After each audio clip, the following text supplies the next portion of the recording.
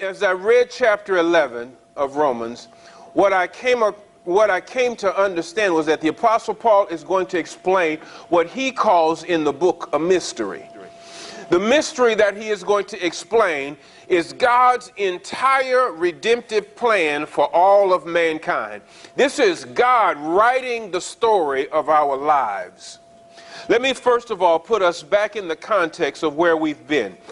He began to talk about the nation of Israel in chapter 9 because he had made some great promises to the church at Rome, and the natural question came up, then what about Israel? If he's made all of these wonderful promises to us, did he not keep his promises to the chosen people who had come before us? That's the nation of Israel. And Paul has been explaining himself since chapter 9. In chapter 9, the apostle starts by explaining or answering the question with that God is sovereign.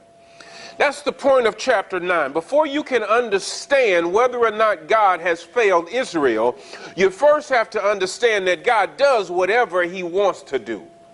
He's not obligated to anybody to do what we think he should do.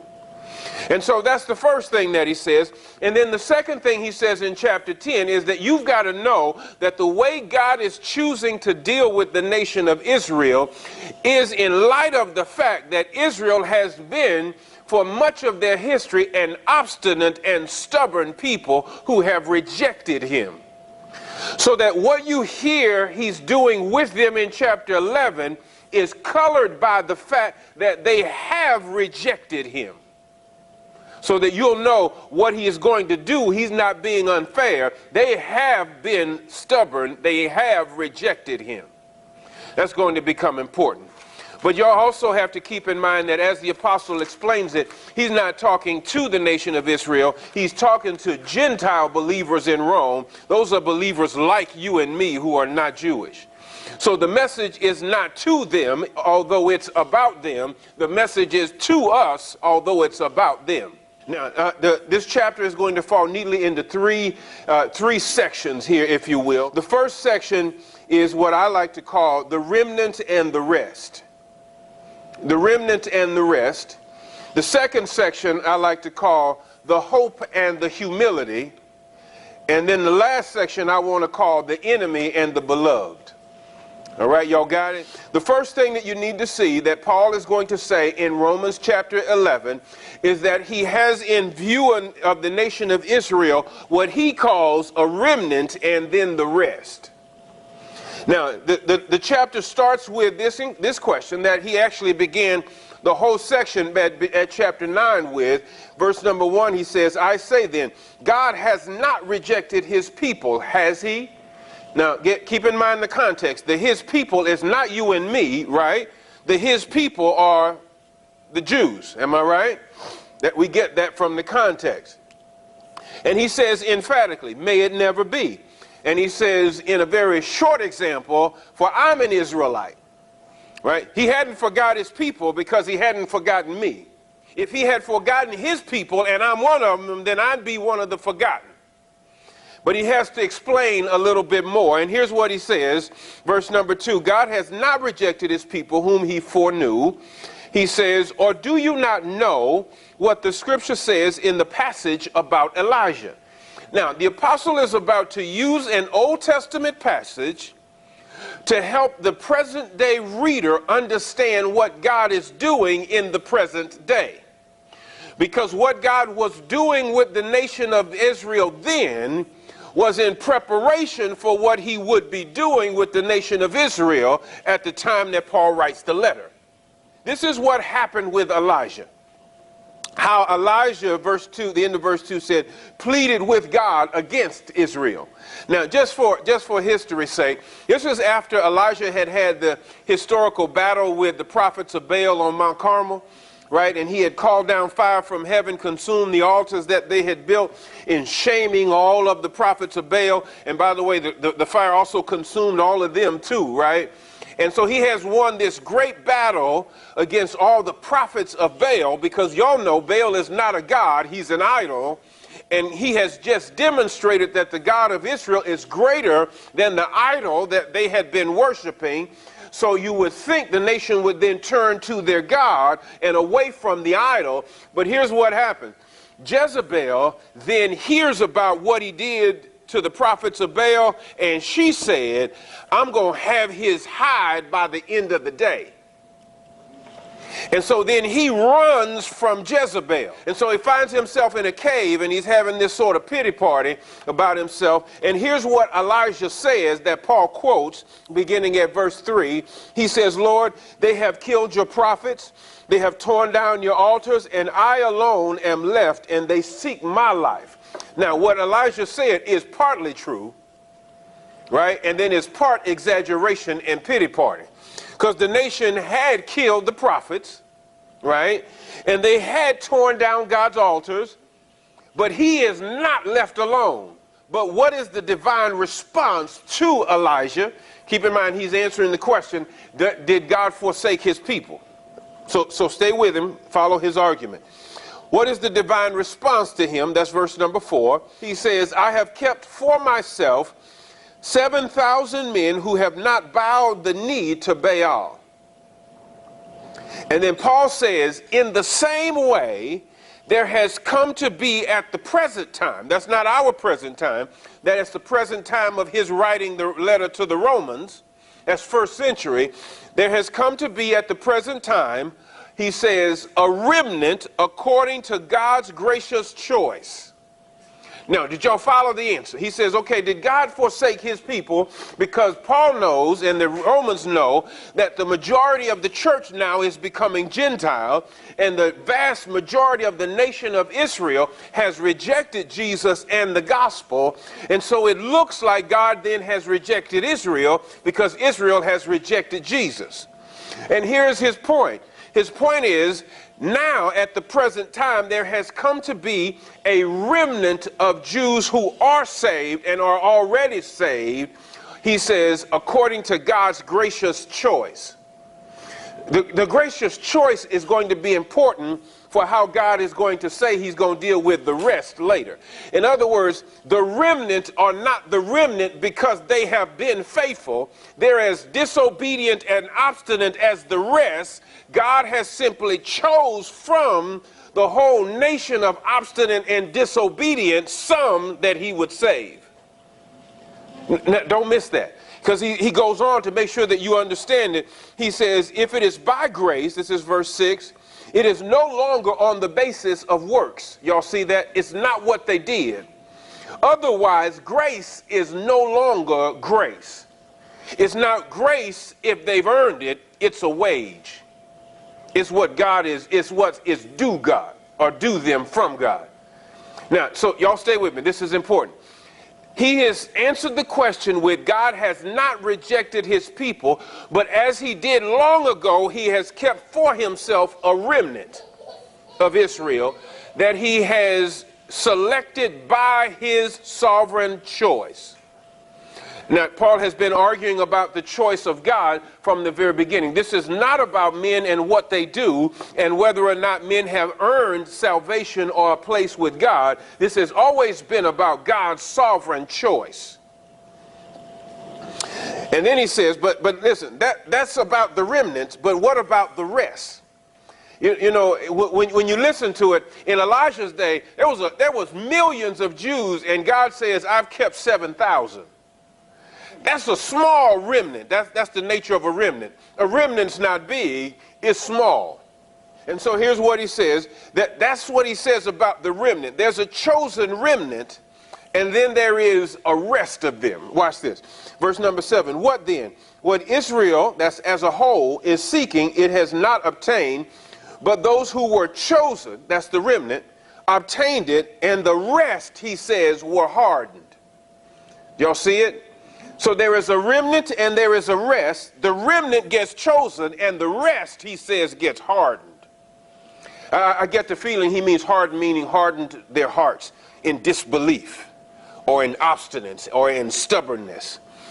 And watch this. He says, just as it is written of old, Deuteronomy, God gave them a spirit of stupor.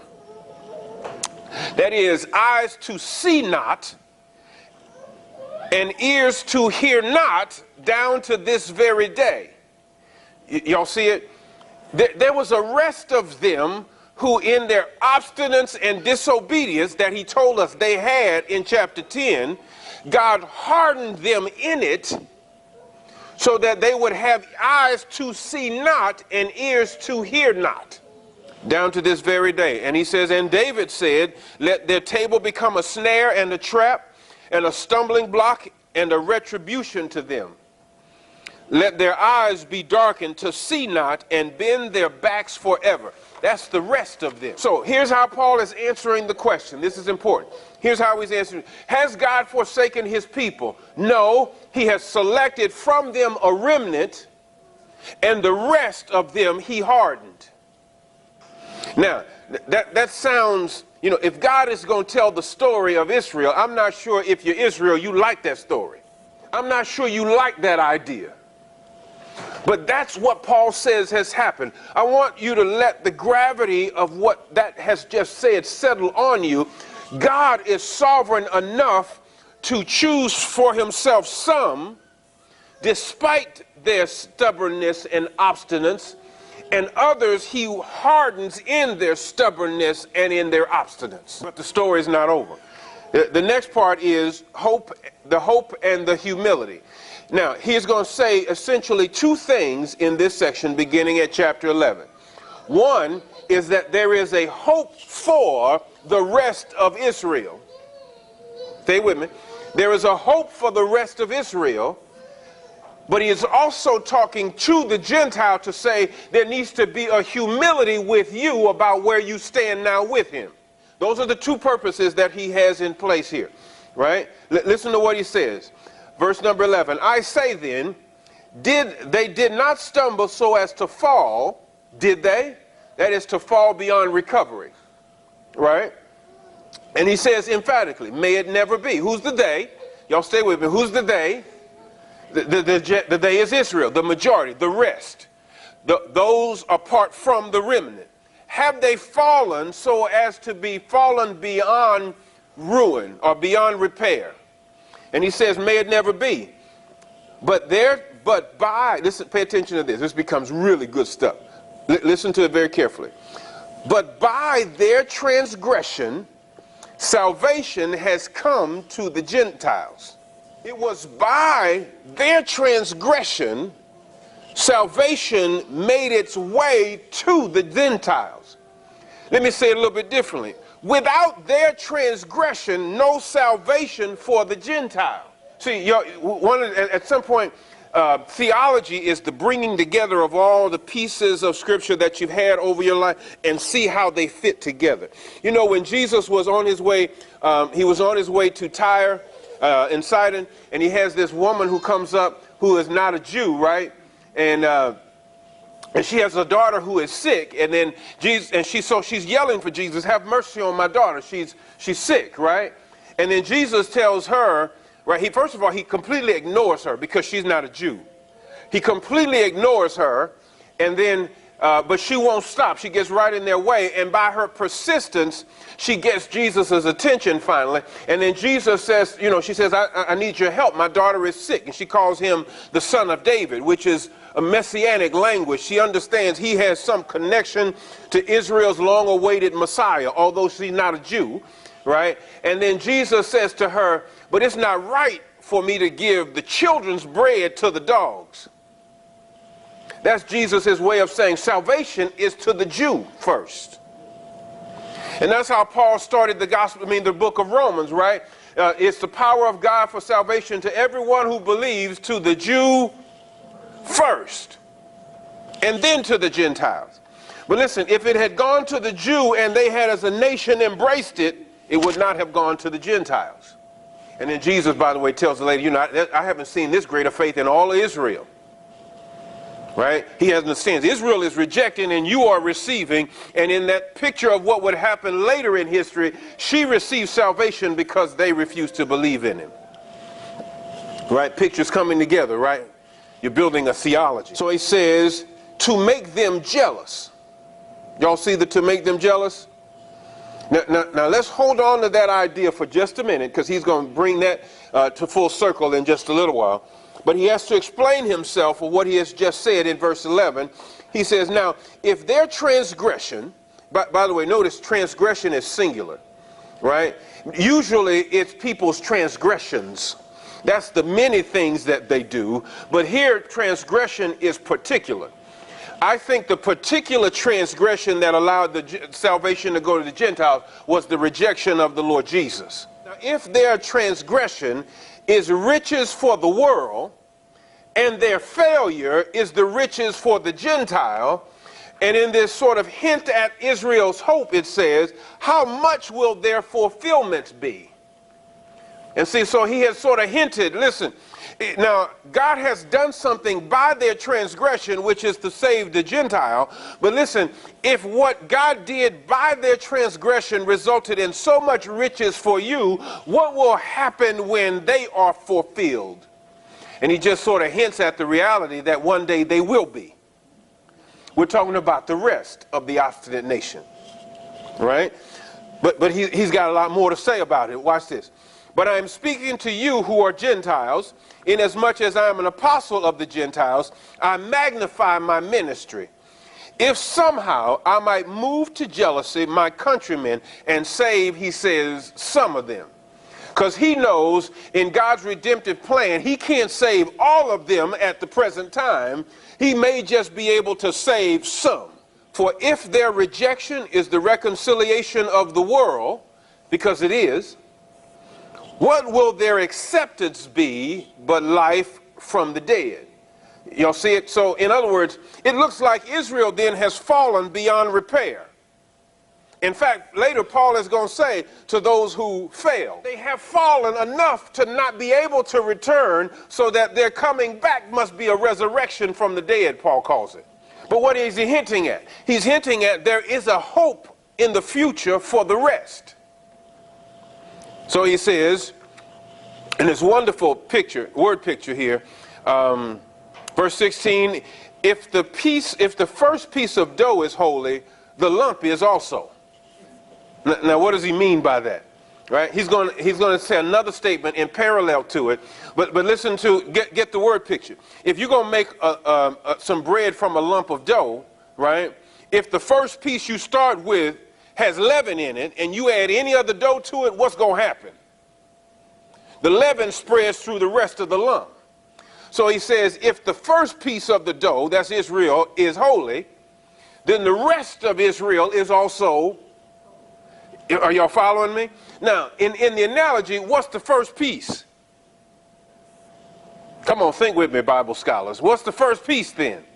I think it's probably the patriarchs, the fathers. I'll show you why I think that later. Listen, in other words, if God made promises to Israel's fathers, to Abraham, Isaac, and Jacob, and as a result they became holy, they became instruments of God, then all of their descendants would also be holy. Watch this. And I'm going to show y'all why I think so. Because every interpretation has to have a biblical reason. He says, now if the root is holy, the branches are too. That's another statement of the same kind. Y'all can see that, right? Now he's going to go further on this illustration of the branches being holy. Now, but he has to bring in this picture of how do the Gentiles fit in Israel's history and in altogether God's redemptive history. Here's what he says, verse 17. But if some of the branches were broken off, and you, by the way, that's a you singular. He's getting intensive. Usually that would be a you plural. That would be and a you all. But in order to actually, you know, in English, we don't recognize the difference because you singular and you plural are the same, right? But in Greek, you plural and you singular look completely different. So that when a Greek reader is reading it, he knows that Paul said you singular, as if every individual one of you, right? Watch this. He says, and you, being a wild olive, were grafted in among them, and became partakers with them of the rich root, the rich root of the olive tree. Here's what he says. There's the humility part. Do not be arrogant towards the branches. Remember I told you this section is hope and humility. Right? Hope for Israel and humility for us. Did y'all catch the picture?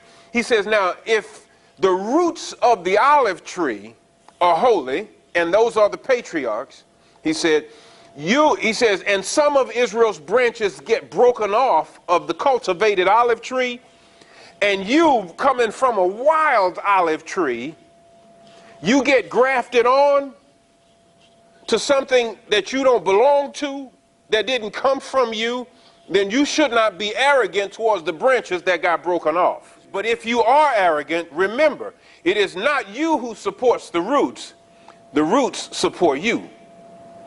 Let me say it emphatically for you. This is not a Gentile faith, it's a Jewish faith. Christianity didn't come from Europe. Did y'all know that? Where did it come from? I told one guy at the job, he said, you know, Christianity came from Africa. I said, no, it didn't. He said, where did it come from then? And he had no idea. Where did Christianity come from? Where is the nation of Israel? It's in Asia. It's an Oriental faith. It's a Jewish faith. It's not Gentile. It's a Jewish faith. Our roots in God are Jewish roots. And here's what he says. You need to remember, those are not your roots. Those are not our roots. Our history is not a history with God. Listen, you may be able to go back to your grandfather and say he loved Jesus, but you go back far enough and your people were idol worshipers. Your people were idol worshipers, yours and mine. Are y'all following me here? So don't be arrogant. And look at verse 19. It's almost as if the Gentile reader can't fathom what he just said. And so he says, you will say then, branches were broken off so that I might be grafted in. And he says, you are quite right. That's exactly what happened. In other words, you're on the tree in somebody else's place. The spot wasn't reserved for you. It was somebody else's spot. They were broken off for their unbelief, but you stand by your faith. You see that? Do not be conceited then, but fear. For if God did not spare the natural branches, he will not spare you either. Does that statement give anybody any concern? It sounds like you can lose your salvation, doesn't it? Wait a minute, I can be on the tree and then get broken off later? That worries me a little. Right? I'm going to answer that question later because there's another concern statement that I'm going to come across. Watch this. Behold then the kindness and the severity of God to those, here it is, who fail, because that's the rest, right? Severity. But to you, God's kindness. I hope this is starting to settle in on you, that you ought to be mighty grateful to God that he would allow you onto a tree that you don't belong to.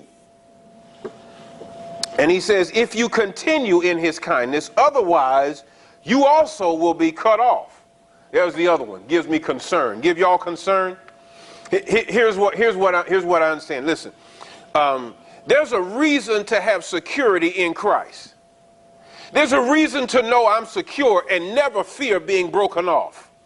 And the reason I can have no fear of being broken off is because God is faithful. But here is a reason to fear being broken off, which is I stand because of what I did and they're not on because of what they didn't do. Did y'all hear what I said? In other words, we stand because we have faith in what someone else has done. That's Jesus. The moment you start thinking you stand by your own merit, that's the moment you're in trouble. That's the moment that says you never understood how you got on the tree to begin with. You just think you're on the tree because no one on the tree who's a Gentile is there by their merit. And verse 23 says, and they also, if they do not continue in their unbelief, will be grafted in, for God is able to graft them in again. Now, see, this section is about hope and humility. All throughout the passage, there has been this hinting at God is able, and what will happen if they are grafted in again. And you get this sense of, well, maybe they've got a shot. Maybe they really haven't fallen beyond repair, although they have been hardened in their obstinance. Now follow this. Verse 24, for if you were cut off from what was by nature a wild olive tree, and were grafted contrary to nature into a cultivated olive tree, how much more, there's the hope again, how much more will these who are the natural branches be grafted into their own olive tree? And that's the point that he's making. But all along the way, he's just suggesting that he could, or what would happen if he did. And then beginning at verse 25, that last section, he's going to become completely emphatic about what he calls a mystery of God's redemptive plan. You're going to get a picture of all of redemptive history in this section of Scripture. I do not want you, brethren, to be uninformed of this mystery. Right? Up until that moment, it was a mystery.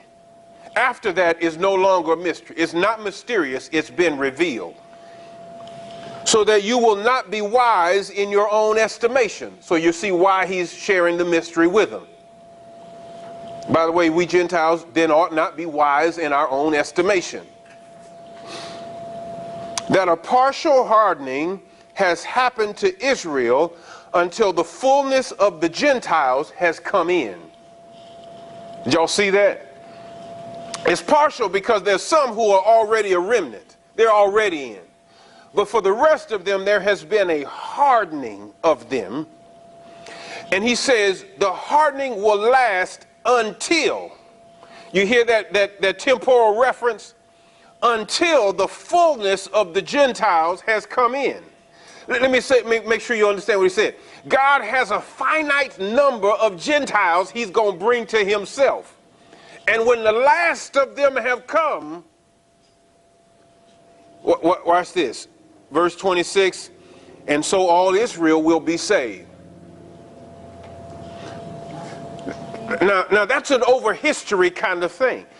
From the writing of the book of Romans, even to the present, the Gentiles are still coming in. And thank God they're still coming in, because we got in. But there will be a moment where the door will be closed on the Gentiles, and the fullness of them will have come in. And then he says, and then all of Israel will be saved. That's the rest of them. Watch this. Just as it is written, the deliverer will come from Zion. He will remove ungodliness from Jacob. This is my covenant with them when I take away their sins. Notice their sins. You know, this is the arrogance of the Gentile. We'll read a passage like that and think the deliverer will come from Zion and he'll take away my sins. That passage has nothing to do with you. That's the second Chronicles 7:14. When my people who are called by my name shall humble themselves and pray, then will I hear from heaven and heal the land. Listen, we think that's us. And so, okay, now all we Gentile folks are praying and hoping that God will heal America. It has nothing to do with you. That will happen when the fullness of the Gentiles have come in, and then all Israel will be saved. It's a promise to the nation. Look at how he brings this thing to a close, verse 28. He says, from the standpoint of the gospel, that is the gospel that we have heard, that went to the Jew first, that they rejected in their obstinance and stubbornness. From the standpoint of the gospel, they are enemies, he says, for your sake. Y'all see the for your sake? They're not enemies for the sake of their obstinance. They're enemies for your sake. But from the standpoint of God's choice, they are beloved for the sake of the what? The fathers. You see, those are the ones that God made promises to from the beginning. That's why I said the root, or the first piece of lump, is the fathers. When it says the fathers, y'all know who the fathers of Israel is, right? That's Abraham, Isaac, and Jacob. So here's what it says. Based on what God promised the fathers, they are still loved, although they are enemies of God when it comes to the gospel now. But they're enemies now for your sake, but God still loves them because of the fathers. That's just, you know, that's knitting together a mysterious story, and then at the end it all becoming clear. For the gifts, he says, and the calling of God are irrevocable. When he called Israel through the fathers, that calling would stand. for eternity. For just as you once were, I love this. Now, y'all got to follow the temporal markers in this section. Y'all know what I mean by the temporal markers? He's going to say things like then and now, and you got to follow the then and the now to understand exactly what he's saying. He's talking about us as a Gentile people. He says, just as we once were disobedient, that was before Christ. Because Paul says very clearly in the book of Ephesians, you know, before the coming of Christ, where the walls of separation between Jew and Gentile came down, we Gentiles were excluded from the commonwealth of Israel. We were without God with no hope in the world. Historically, there was a time when you were a Gentile, you had no shot. Y'all follow this. This is important. Being African American, not being a Jew, if Christ had not come, I would have been locked out of eternal salvation with God the Father.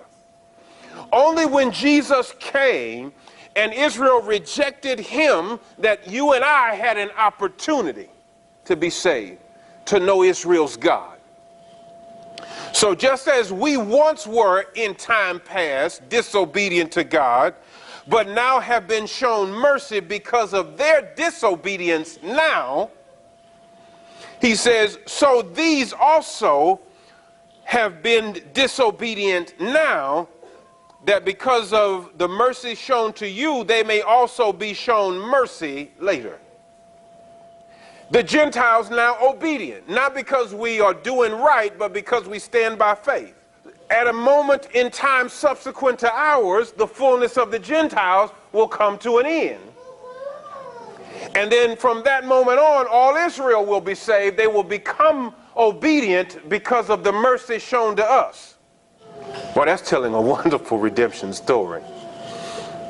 And then he says, for God has shut up all in disobedience at one time or another in history, so that he might show mercy to all. So for the Jew who would say now, it's unfair that I'm locked in disobedience, the Gentile can say, hey, I had my turn. I was there too. And because of the mercy God showed you, he showed me mercy. So what will happen? He showed me mercy, and because he showed me mercy, he will one day show you mercy, who are now on the outside. So that at the end of time, all Israel and the fullness of the Gentiles will have come in.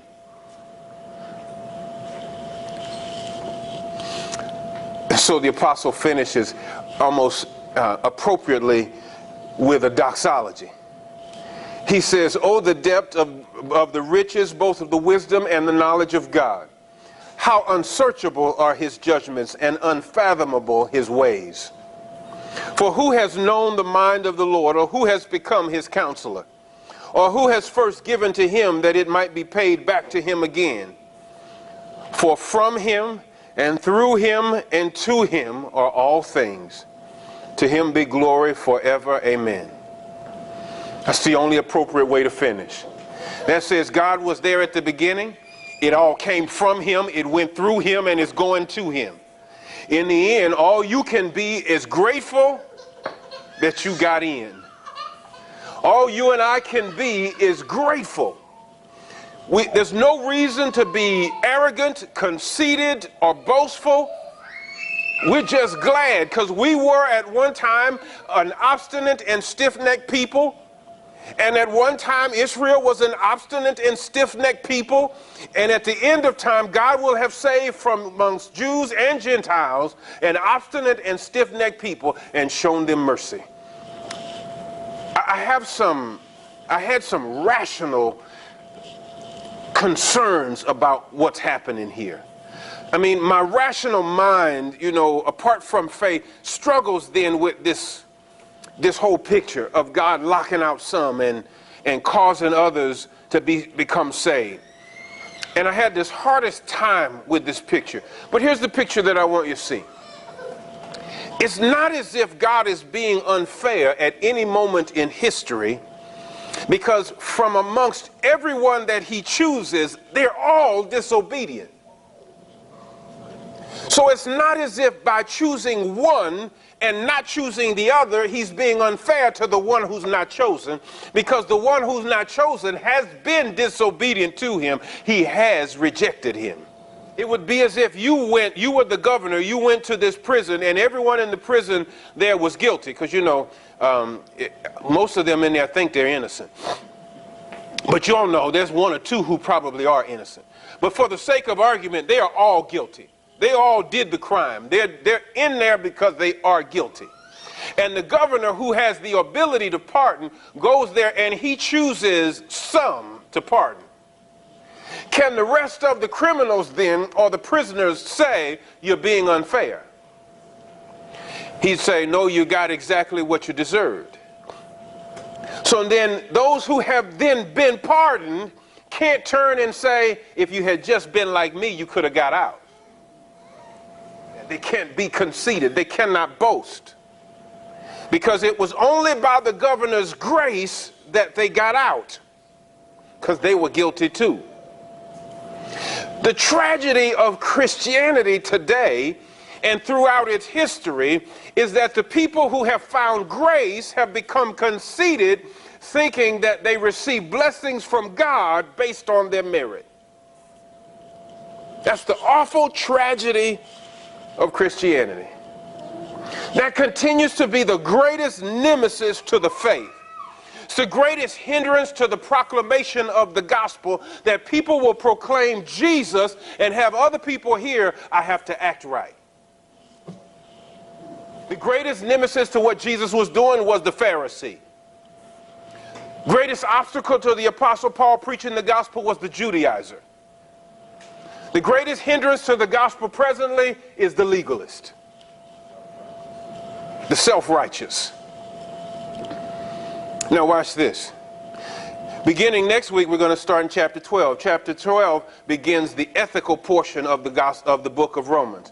It's the part where Paul starts then asking you to do something based on what God has done. Listen, the tragedy is that some people start reading Romans at chapter 12 and not 1 through 11.